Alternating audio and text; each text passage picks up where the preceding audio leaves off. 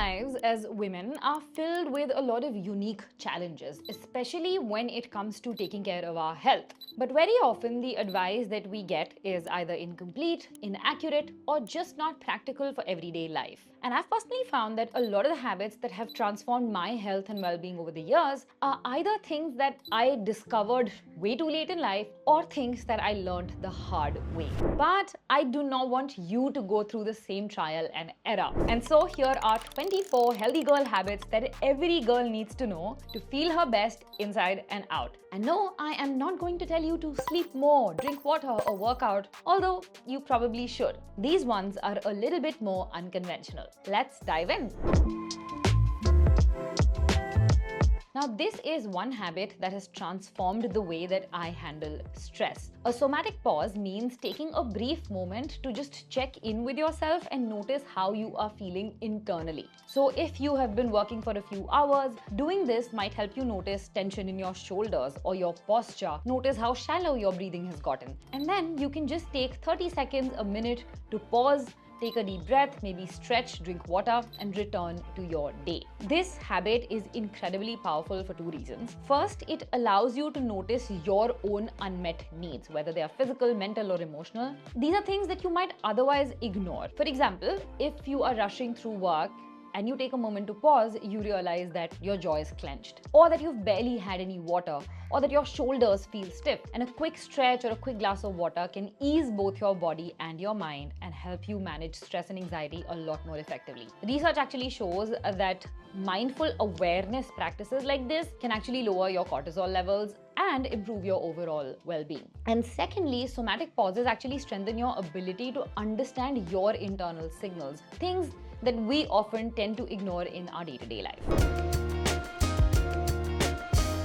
I don't know if you have heard of this before, but this just means that you dim your light and you use warm toned lighting after sunset. This is honestly the best thing that I did for my sleep last year. Basically, I do not switch on any overhead lights in the evening. And since I have a lot of natural light during the day, I practically do not switch on the white tube light or the white overhead lights at all. I just have these pretty yellow light lamps and the glow from my TV LED that lights up my entire house. And as a result, on average, I have started going to bed around 11 p.m. instead of 1 a.m. And those 2 hours have made a huge difference in my sleep quality. Even studies show that reducing bright light and blue light exposure in the evening helps boost melatonin production. So if you can, I highly recommend getting a few lamps to place around your house and use those in the evenings instead of bright tube lights, overhead lights, and it will make a world of a difference in your sleep quality.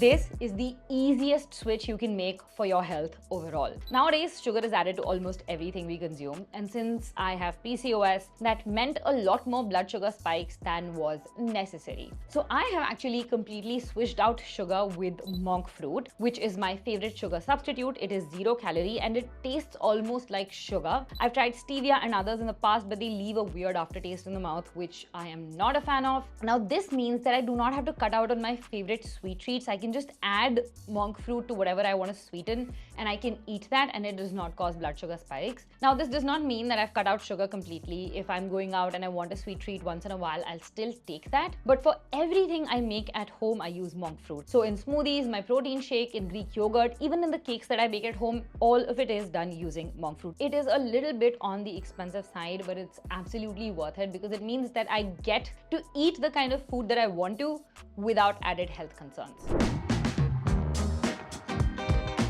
Now, this has been such a learning in the past year because there is so much genetic fitness information out there. Right now, everybody is going crazy about strength training and everybody will tell you, oh my God, you need to strength train. And while that is true, it's not true for everyone. And we'll circle back to this. A while back, people were crazy about cardio. And while some sort of movement is absolutely important for women, for men, for everybody in general, movement or exercise is a lot more than this tool to burn calories for women. It actually affects various parts of your health and your well-being. And that is why it is important to not just exercise regularly, but to pick exercises that actually aid your health instead of deteriorating it. Now, what do I mean by this? Last 2 years, I have been very consistent with strength training and I was lifting very heavy. And while that helped me build a lot more muscle, it actually disrupted my hormonal balance. And I was not ready to believe this until I went ahead and did blood tests. Turns out that as a PCOD girly, just going into lifting too heavy too quickly made me miss my periods. So much so that in 2022 and in 2023, I only had 6 cycles and I started lifting in 2022. And in 2024, I had 7 cycles because I was a little bit more inconsistent with my strength training. But in the last 3 months, after I spoke to my health coach, I toned things down. I switched to Pilates, walking, and very mild strength training. So earlier, if I would do like a 40 kg squat, right now I'm doing that with 5 kg dumbbells, right? And mind you, suddenly my bloating has gone away, my periods are back on track, and I have actually lost some weight. Now, by no means am I saying that you should not strength train as women. That's not what I mean. What I mean to say is that if you have never done this before, do not dive in head first. Build up to it. So start with lower intensity workouts. Once you get very comfortable in them, slowly build up your resistance, slowly go into strength training, into lifting heavier weights, because that way your body will not just get a shock. It will not be too much of a stressor and you will be able to grow in your fitness journey seamlessly.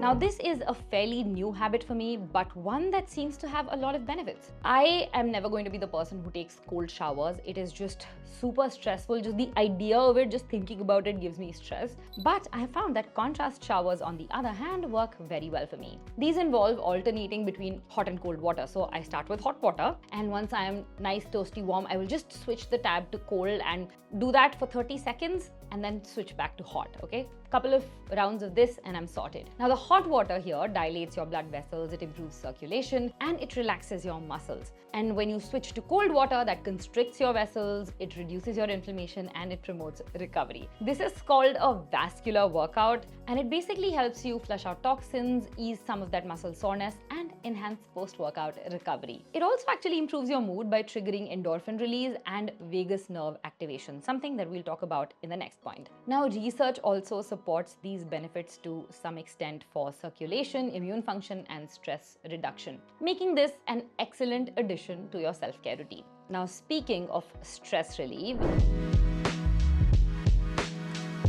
this is a practice that I came across last year, I believe, the beginning of last year, and it's been a game changer again for stress relief. Now, a lot of the points you'll see in this video are about stress relief, and that's because women tend to take on a lot more stress in their bodies, and that disrupts their hormonal health. So doing things for stress relief actually helps you prevent that. So as women, I think this can be such a great way to reduce the impact of stress on your health and your hormones. So the vagus nerve is like this highway between your brain and your body. It helps regulate things like your heart rate, your digestion, even your mood. And there are a few basic mindfulness practices that actually help activate it. One is, of course, contrast showers that we just spoke about. We already do that. Another is deep belly breathing. So you sit with your eyes closed and you breathe in. Every time you breathe in, your belly expands, and when you breathe out, your belly contracts. Humming is also another effective one. We have something in yoga called the Brahmari pranayam, which actually helps a lot with vagus nerve activation, so you can try that as well. And even splashing cold water on your neck has been known to help with vagus nerve activation. Now, doing these things in the past year, I've noticed a big difference in how I felt, especially on stressful days. It's like hitting the reset button on your nervous system, which is also supported by research. It says that activating your vagus nerve can actually lower cortisol, boost your immune system, and support hormonal balance. And that makes a lot of sense because I feel a lot more in sync with my body ever since I started doing these little practices. And this falls in the habit category because it is a muscle and it takes time for you to build. Being busy does not always mean that you're productive. And I used to be this person. I used to constantly sit on my desk thinking that I'm getting a lot of work done, but I was actually spending a lot of that time watching YouTube videos in the name of research. Not ideal. So deep work, focused, undistracted time on meaningful tasks is so much more effective and so much more productive. So in the last couple of months, I have done a very good job of sticking to the things that I put on my to-do list and finishing my work within a 4 to 5 hour window in one day. Turns out that is all the time that you actually need if you are focused on the task at hand. It takes a little while to get used to, but improving your focus by any method that works best for you can be a game changer for your productivity and your overall life satisfaction in general. I've spoken about this multiple times before, but our environment has a huge impact on whatever we do, including how productive we are. So if you are sitting in a cluttered home at a cluttered desk, that is bound to make you less productive as opposed to if you cleaned your desk and your room was entirely clean as well. But that's not just it, right? It could also be that you don't feel productive at home. You feel productive when you go to a coffee shop and work out of there. So whether it's your home, your desk, a coffee shop, a co-working space, any other setting, you need to figure out where it is that you are able to focus the best and you feel the most productive. Now, I majorly do most of my work from home, but even within that, I find that switching up my place of work between my desk and my couch really helps boost focus. And for work that does not require filming or shooting like scripting or ideation, I also find myself having increased focus in coffee shops. And sometimes when I'm not able to focus, just switching up my location and going to another place to work can also really help. So instead of always blaming yourself for being lazy, you could also blame your environment. I am just kidding. You could just look towards your environment and see if there is anything there that is making you unproductive and try and fix that. If you can engineer your environment to be conducive to your focus, it can actually make you so much more productive, and this is a habit that you really want to build. Stop avoiding conflict to maintain peace. I have done a lot of uncomfortable conversations in the last year. Things that I swept under the rug earlier for so long, I finally brought them out because I realized that often avoiding confrontation might seem like the smarter option in the shorter term, but in reality, when you avoid conflict and discomfort in the short term, you are actually causing a lot more conflict and discomfort for yourself in the long term. Because sweeping things under the rug does not mean that your conflict has gone away. It just means that things keep lingering. To give you an example, a family member or a friend may have done something to hurt you, but instead of talking to them about it, you swept it under the rug because it was uncomfortable to confront them, to talk about your feelings. As a result, you started resenting this person, and over time, you avoided interaction with them because of unresolved issues. Mind you, that confronting and talking it out does not always mean that you will have a resolution, but it means that you are no longer ignoring your feelings for the sake of maintaining peace or for the sake of other people's feelings. And also, it is a learned skill. The more you do it, the better you become at it, the better you become at having uncomfortable conversations.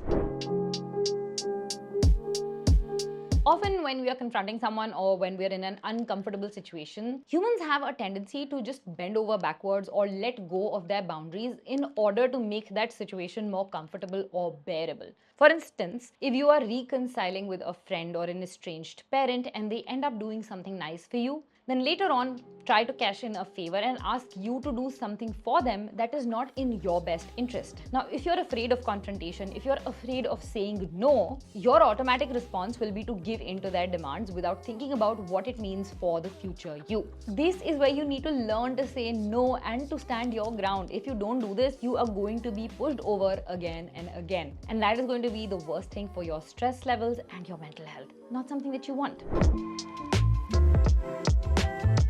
Now, while we're on the subject of communication, one habit that will have a massive impact on your credibility as a person and your confidence is your ability to speak clearly. This means focusing on enunciating and speaking without filler words and practicing taking a pause to think about what you're going to say before actually saying it. This ensures that you do not resort to filler words like while you're speaking. Initially, it will feel uncomfortable, there's no doubt about it, but eventually it is the one thing that will massively improve your speech. And don't be afraid to learn from experts, take classes. John Gray, who is the CEO and president of Blackstone, actually takes public speaking classes weekly because he knows how essential that skill is as a leader. If he can do it, why can't you?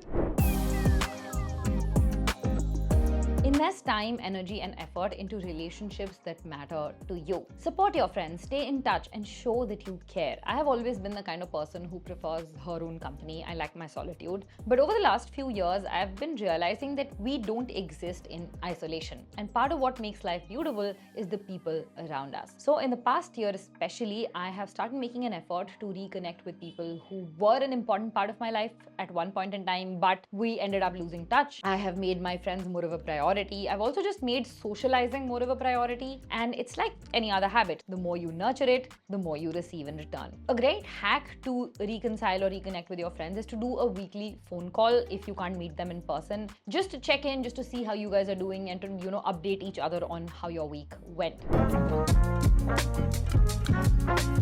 Save elsewhere. This approach teaches you to value quality over quantity, making self-care both intentional and sustainable. Now, what I found a lot of the times that people, in attempt to be frugal, end up skimping on things that can actually really improve the quality of their life. For example, I've seen people sleep for years on bad mattresses that give them backaches, or sit on bad chairs, use cheap skincare, use cheap makeup. It is one thing if you really do not have the means to afford it. But if you have the means to afford it, if you can afford it, it becomes your responsibility for your own mental and physical well-being to invest your money in high quality things that will improve the quality of your life. Spending extra on such items while saving elsewhere is the ultimate healthy girl habit, because it's all about prioritizing long-term value over short-term convenience. So investing in a well-made pair of running shoes, or a good mattress, or good skincare products, especially ones that are not going to be good quality if you buy them cheap. This might feel like you're spending a lot of money in the short term, but in the long term, it's actually saving you money and the frustration that might happen if things go wrong. A good way to balance this out is to buy cheap in things that don't directly impact your health and your well-being, like your phone or your clothes or the kind of bags you have, etc. As a woman with PCOS, I have been trying to improve my step count for so long, but nothing was working till I started doing this. In the past, getting 10,000 steps has been so difficult, because that would mean I need to go for an hour-long walk, especially because I was sitting the entire rest of the time. So I started doing this thing. I start walking whenever I am on a call, or when I'm watching TV, or I'm in a meeting, unless that meeting requires me to sit at my desk and have like an Excel sheet open on my computer or something. I always take my calls, my meetings on my phone with my AirPods in, and I walk around the house itself. I also have a walking treadmill that I primarily use when I want to walk and watch TV simultaneously, because that just helps. And this ensures that I get in a lot more steps than usual. Actually, as a result of doing this in the past 4 or 5 months, my daily step count has increased from 2,000 every single day to 8,000 plus. And this is actually a huge improvement. Walking has so many benefits. It improves metabolism, reduces blood sugar spikes, and overall just increases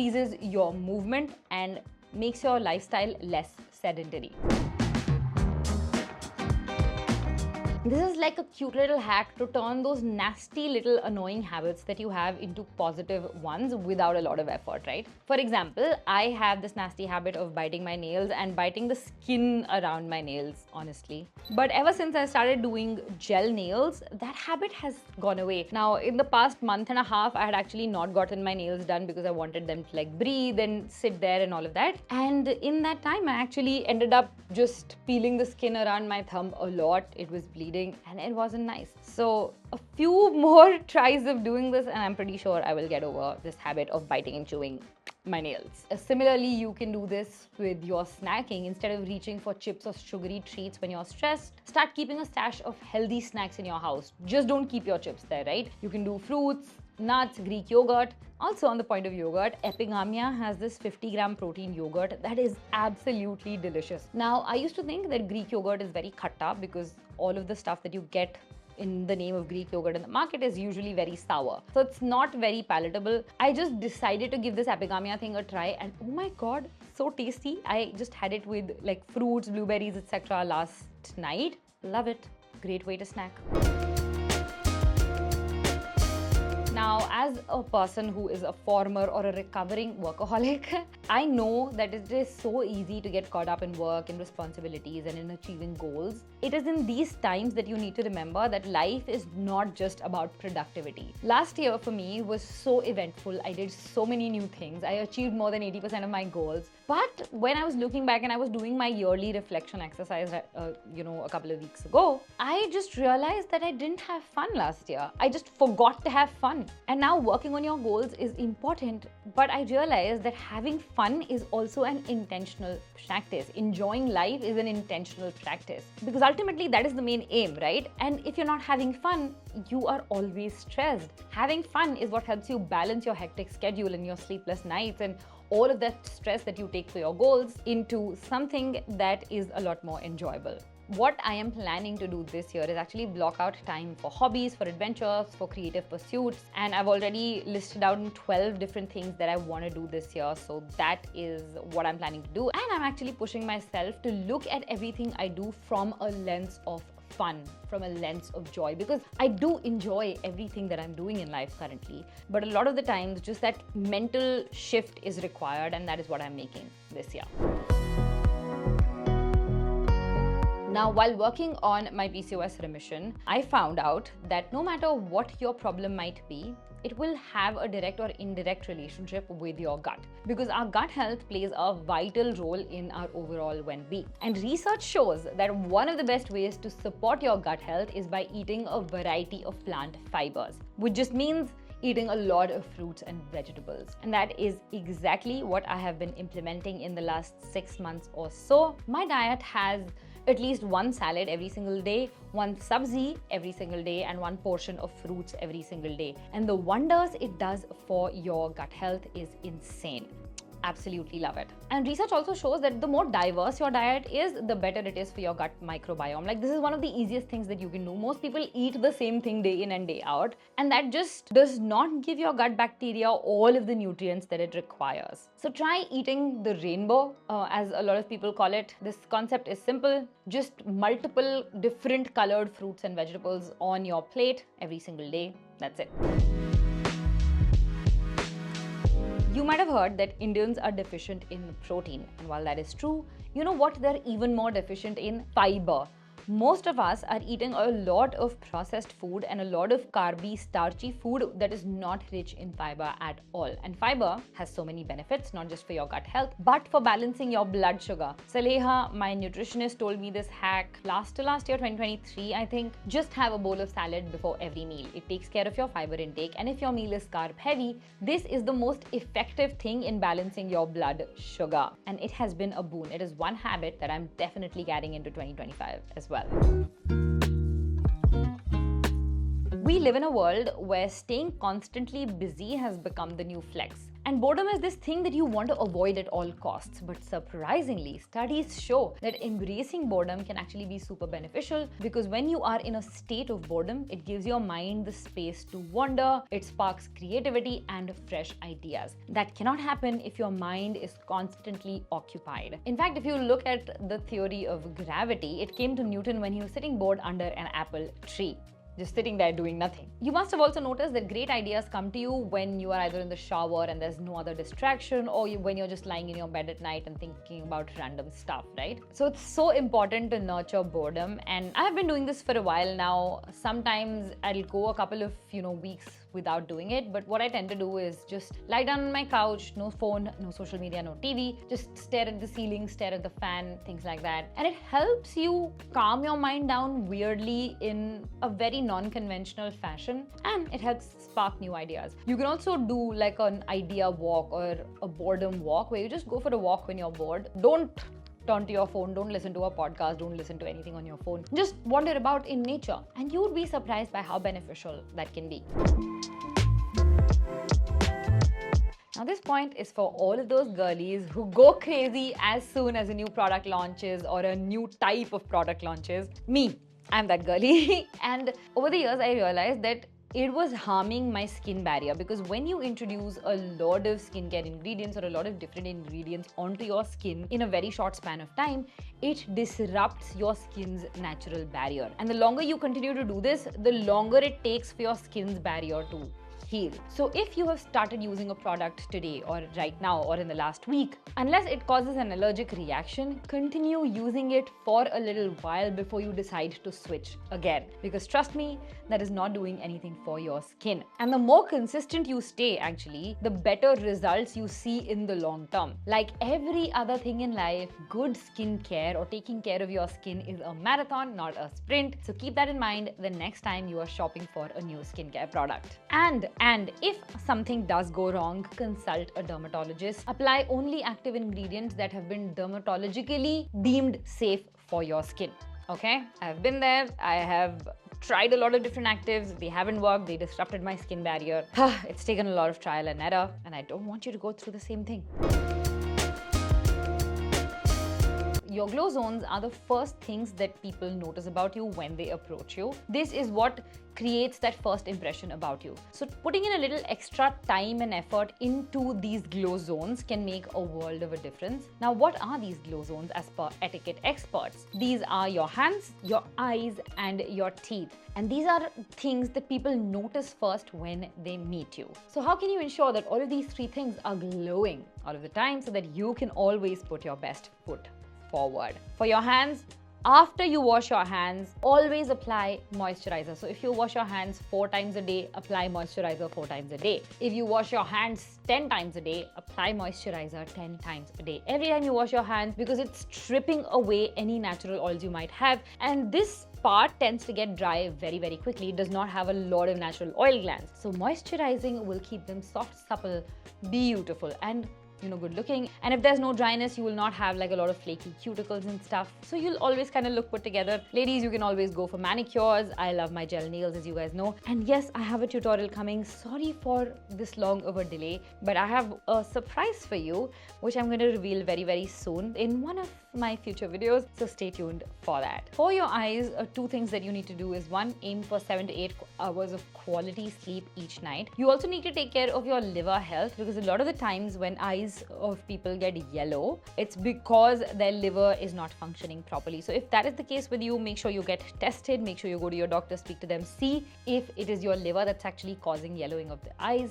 For your dark circles, there can be multiple causes, but that's something that we'll address in another video. There are topical treatments that can help dark circles that are because of hyperpigmentation, but if they are because of a naturally occurring vitamin deficiency, that's a different case altogether. And you can also use like very basic eye drops like Genteel to just keep your eyes clear, to keep them moist, especially if you do a lot of work on the computer and we have a tendency to not blink when we work on the screen for very, very long. So just using eye drops occasionally can really help for that. And for your teeth, you of course want to brush very, very regularly. I also like using teeth whitening strips. These ones are from Perfora. No, this is not sponsored. I just like it a lot because it helps get rid of some of that yellowish staining that happens. And if you're a coffee drinker like me, it can also be brownish staining. Just make sure that every time you eat food, you rinse your mouth very, very well afterwards, and that will prevent most of the staining. But you can always go ahead and use like a teeth whitening strip occasionally. Make sure it's not eroding your enamel.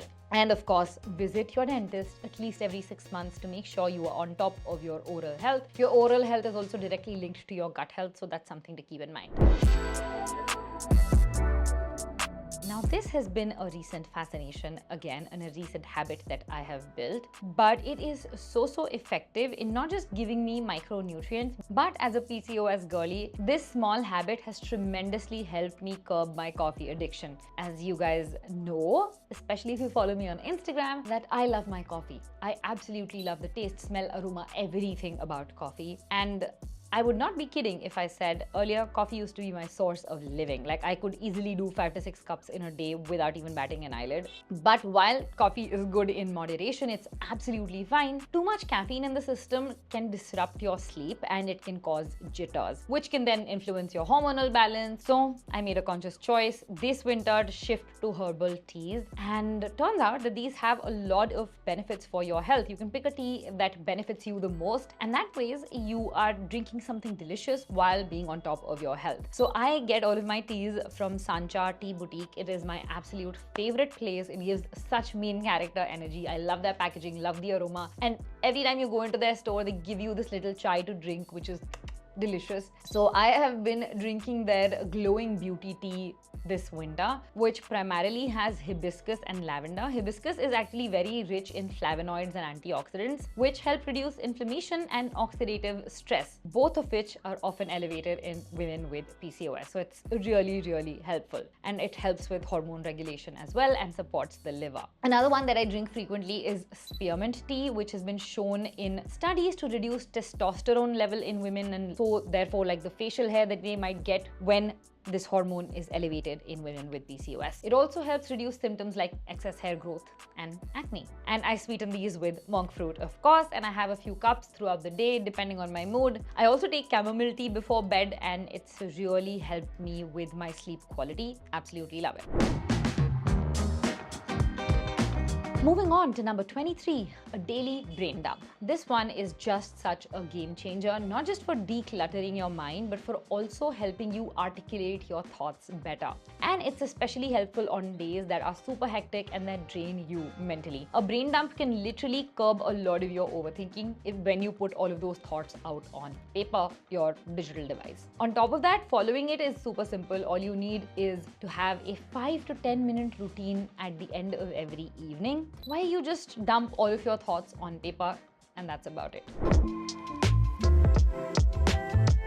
A luxurious wind down routine is more than just preparing for sleep, right? You treat your evening time like a ritual that helps your body and your mind transition from that state of chaos that you've been throughout the day into a state of calm. And there are a few things that you can do to make your wind down routine very smooth, very luxurious, very feel good. So of course, start by dimming your lights, evening light hygiene, and creating like a cozy ambiance. Warm tone lamps, candles if you want to. I generally pair this with my chamomile tea or my lavender tea. I also have a lavender pillow spray that I put, which is also very calming and soothing. And then I will get out my book, read for a little while. I will do my brain dump to clear my head, and I will also do my gratitude practice if I haven't done it during the day. Then do my skincare, my brushing, sit down in my bed, read, and then drift off to sweet, sweet sleep. And there you have it, 24 healthy habits that can truly transform your life in 2025.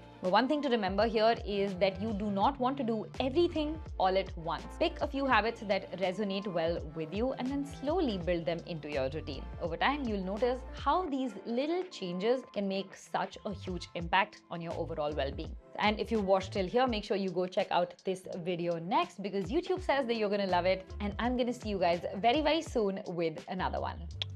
Bye.